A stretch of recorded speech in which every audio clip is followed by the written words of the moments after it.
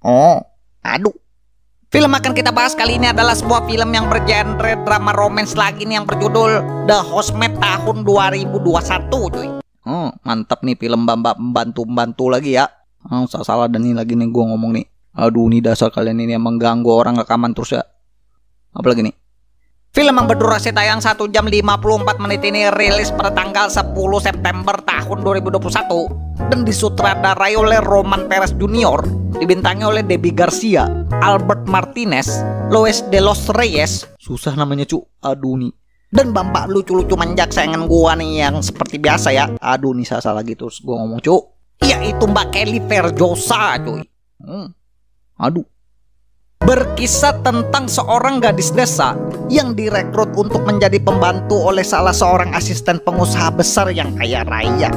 Sampai pada suatu hari, sang majikan yang tak mendapat jatah dari sang istri karena masih hamil besar, ia malah berani menyelinap ke kamar pembantunya sendiri demi menuntaskan keinginannya yang masih belum terpenuhi. Raja pantun nih gua nih. Apa yang akan terjadi kepada gadis desa dan majikannya ini dan yang cerita? Penasaran gimana lo cerita dari film ini? Siapkan cemilan kalian, langsung aja dari tegas ke pembahasannya cuy.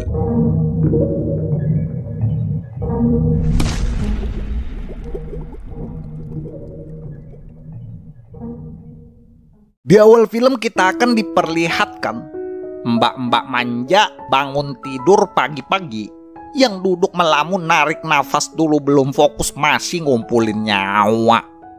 Di sisi lain, terlihat ibu-ibu misterius datang sembari melihat-lihat yang diceritakan berniat mencari seseorang di pemukiman itu. Mbak-mbak bangun tidur ngumpulin nyawa kayak kerjaan kalian bernama Desi, dan ibu-ibu misterius kayak detektif bernama Martha. Aduh nih, mamanya Batman gak apa nih Martha ya? Mamanya Batman ke mamanya Superman ke Martha juga ya. Aduh nih orang ini gimana sih. Begitu diceritakan kalau Bu Martha datang ke pemukiman berniat ingin merekrut Desi untuk menjadi asisten rumah tangga, karena Desi ini telah terpilih untuk membantu nyonya majikannya yang sedang hamil besar. Berhubung Desi ini yatim piatu dan sangat membutuhkan uang, ia pun senang sudah terpilih. Karena di rumah itu meskipun jadi pembantu tapi gajinya terbilang sangatlah besar. Saat sudah sampai di rumah sang majikan, Desi pun langsung dibawa dan diperkenalkan kepada nyonya besar yang melipat gandakan gajinya Desi karena calon anak sang nyonya besar ini ternyata kembar. Mbak-mbak nyonya besar perut buncit rambut putih bernama Roxanne. Saat sudah berkenalan, Desi pun diceritakan langsung bekerja pada hari itu dan diberikan kamar tidur tepat di sebelah kamar anak sulungnya nyonya yang bernama Nami. Desi diceritakan terpilih menjadi asisten rumah tangga di rumah itu bukanlah tanpa sebab, karena Desi ini dulu ternyata pernah ngambil jurusan pengembangan anak usia dini di perguruan tinggi. Nami, anak sulung keluarga yang baru aja pulang sekolah, ia pun juga dikenalkan dengan pengasuh barunya yaitu Mbak Desi, yang mulai terlihat sedikit lebih akrab karena Desi ini ternyata jago ngambil hati anak kecil. Malamnya, sampailah bos besar sang majikan pulang dari kantornya yang terlihat diantarkan oleh dua pengawalnya turun dari mobil. Mas-mas, bapak-bapak, bos besar yang punya rumah bernama William.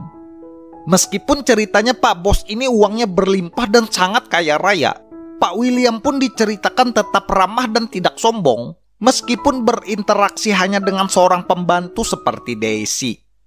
Hari pertama Desi bekerja di rumah itu, Mbak Desi pun terlihat cepat tanggap menyelesaikan semua tugas yang diberikan, yang membuat sang majikan suami istri ini yakin kalau Mbak Desi bisa diandalkan. Raja pantun nih gua nih. Sampai pada suatu hari, saat Desi sudah bekerja beberapa minggu di rumah itu, ia pun terlihat ikut dengan sang majikan untuk menginap di villa kepunyaannya mereka, karena Desi ini sangat diperlukan untuk mengurus semua kebutuhan Nami anak majikannya. Pokok dari permasalahan pun dimulai saat Mbak Roxanne sang nyonya besar nggak punya tenaga buat cangkul-cangkulin Pak Bos suaminya, Pak William yang mungkin udah mabuk dan masih merasa kentang. Ia malah masuk ke kamarnya Desi dan malah ngajakin Desi ini cangkul-cangkul gergaji nggak pakai suara. Aduh nih, aduh. Di rumah, Aduh, segitu aja gak nginep di villa. Desi yang udah terlanjur dicangkul gergaji sama Pak Bos majikannya, ia pun merasa sedikit canggung saat bekerja karena Pak Bos ini udah mulai sedikit lirik-lirik manja. Aduh. Di samping Desi yang semakin hari semakin dekat dengan Nami putri sulungnya Pak Bos, sang ayah malah rutin tiap malam jadi ninja dan menyelinap karena mungkin udah ketagihan apem perangi buatan gadis pemukiman desa. Aduh, nih ada es lagi lewat nih. Aduh Pak, orang lagi rekaman, mengganggu aja nih bapak-bapak es nih. Meskipun perabotannya udah hancur karena dibombardir sang bos terus hampir setiap malam, Desi yang udah pasrah dan gak berani untuk melawan, ia pun diceritakan mendapat timbal balik dari semua hal itu, yaitu uang berupa cek berisi nominal yang banyak pemberian sang bos. Bu Marta yang ternyata tahu dengan apa yang dilakukan Desi bersama Pak William majikannya, ia pun hanya bisa curhat dan memberitahu Esther, ibunya Mbak Roxanne, kalau Desi dan Pak William tiap malam suka cangkul gergaji sembunyi-sembunyi. Saat Desi mengalami geger otak ringan karena kecelakaan jatuh dari lantai 2 dan berada di rumah sakit, Esther, sang ibu-ibu arisan yang gak bisa jaga rahasia sebentar aja, ia pun langsung ngegosip ngaduin Desi ke Roxanne anaknya tentang apa yang sudah Desi ini lakukan dengan William suaminya. Desi yang mendapat kabar dari dokter kalau ia ternyata sedang hamil muda dan mengandung anaknya Pak William majikannya. Saat sudah sembuh dan pulang kembali ke rumah, Desi pun berniat ingin mengundurkan diri dari pekerjaan itu karena ingin membesarkan anaknya sendirian, gak mau kalau disuruh ngagugurin. Lantas saja, saat sudah bertemu dengan Mbak Roxanne nyonya majikannya, Desi pun ditampar habis-habisan karena udah berani cangkul-cangkul dan mengandung anak dari suaminya. Berhubung 2 hari lagi Mbak Roxanne ini akan melahirkan, ia dan ibunya pun bilang kalau Desi akan diberikan uang sebanyak 3 juta peso asal Desi ini mau ngegugurin anaknya dan segera pergi dari rumah itu.